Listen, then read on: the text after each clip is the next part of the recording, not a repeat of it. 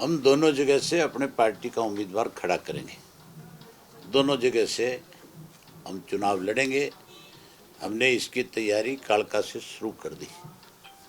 मैं पिछले 3 दिन से लगातार कालका के 36 गांव में होकर के आया हूं और आगे 26 तारीख से फिर मेरे कार्यक्रम हैं।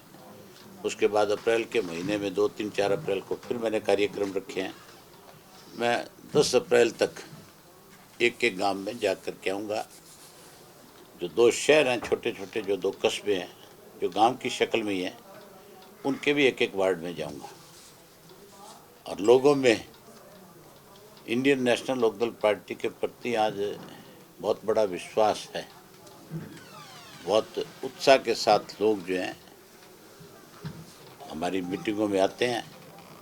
हमारी एक एक बात सुन कर के लोग हमें ये विश्वास और भरोसा भी दिलाते हैं कि आने वाले चुनाव में हम आपके साथ खड़े होंगे।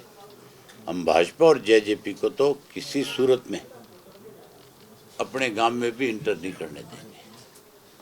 चाहे वो 20 घर का गांव है, चाहे वो 50 घर का गांव है, पहाड़ी एरिया, छोटे छोटे गांव हैं, लेकिन सब गांव के लोगों का एक फैसला है कि इन दोनों पार्टियों को तो हम किसी कीमत पे, यहाँ तक भी लोगों ने मुझे बताया कि अगर ये कोई फोर्सली हमारे गांव में आ गए तो जिस तरह से हमने लॉकडाउन में अपने आप को घर में बंद कर लिया था, ये जब आएंगे तो अपने आप को घर में बंद कर लेंगे। आप ये क्यों सोचते हो, ये बात क्यों कहते हो कि भाई एक बच्चे को कई मील जाना पड़ेगा स्कूल में? ये जो स्कूल बंद किए जा रहे हैं प्राइमरी, इन स्कूलों का मकसद ये नहीं है कि इनमें स्टूडेंट नहीं है। इनको बंद करने के पीछे सरकार की एक मंशा है कि गरीब का बच्चा अनपढ़ रहे, वो पढ़ लिख ना सके, गांव का बच्चा जो है आगे ना बढ़ सके।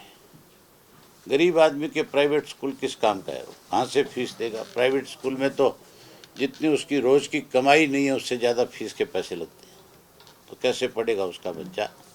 ये बीजेपी की, आरएसएस की एक सोच है कि लोगों को अनपढ़ रखा जाए, लोगों को गरीब बना करके रखा जाए। इसीलिए कृषि के 3 कानून बनाए हैं कि कोई छोटा मोटा किसान जो है, कहीं प्रोग्रेसिव था, कोई अच्छी खेती करता था, अपने बच्चों को अच्छी जगह पढ़ाता था, उसको कैसे उसकी ज़मीन से आज बेदखल किया जाए, इसके लिए इस तरह के कानून बना दिए।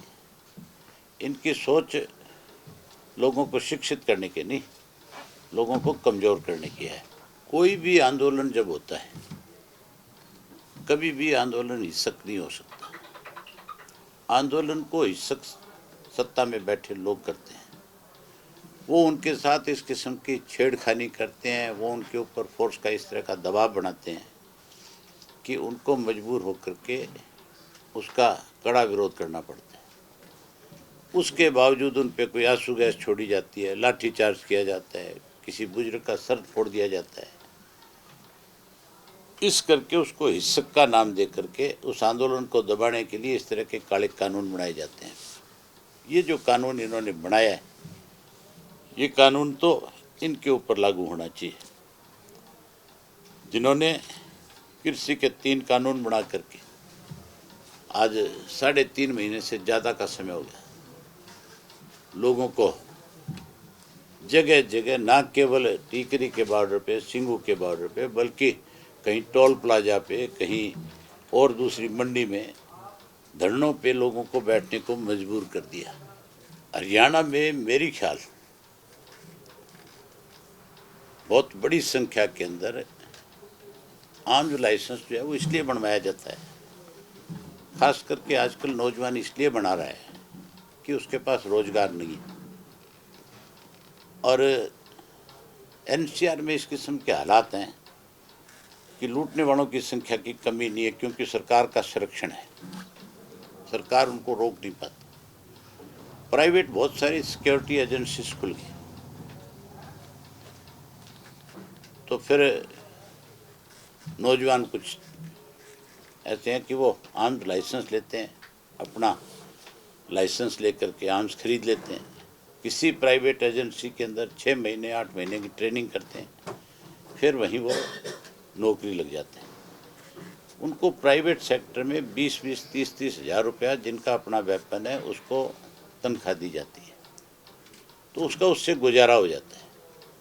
वो कोई लाइसेंस इसलिए थोड़ा ही बनाते हैं कि हमने कोई गैंगवार करनी है। जो गैंगवार करने वाले लोग हैं उनके पास तो असलों की कमी है ही नहीं, उनको तो सरकार का संरक्षण है, सत्ता में बैठे लोग ही दिलवा देते हैं, चल तेरे को वहाँ से मंगवा दें, इनकी गाड़ियों में मिल जाएंगे, कईयों के तो ढूंढोगे तो। लेकिन उन बच्चों से लाइसेंस बनवाने जब वो जाते हैं तो 2 लाख रुपए से लेकर के 5 लाख रुपए तक वसूलते हैं। ये बहुत दयनीय बात है। मुख्यमंत्री के नोटिस में है मेरी ख्याल, मुझे लगता है कई मंत्रियों के भी नोटिस में होगी। वो अगर टेलीफोन भी कर देते हैं किसी के लिए भी इसका लाइसेंस बना दे, तो भी अधिकारी नहीं बनाते, तो भी लटका देते हैं। मैं नेक्स्ट टाइम जब आपसे मिलूँगा तो मुझे कोई दिक्कत नहीं है किसी से भी, जिस किसी अफसर ने पैसे लिए हैं मेरी जानकारी में आएगा, मैं उस अधिकारी का नाम खुल करके बताऊंगा।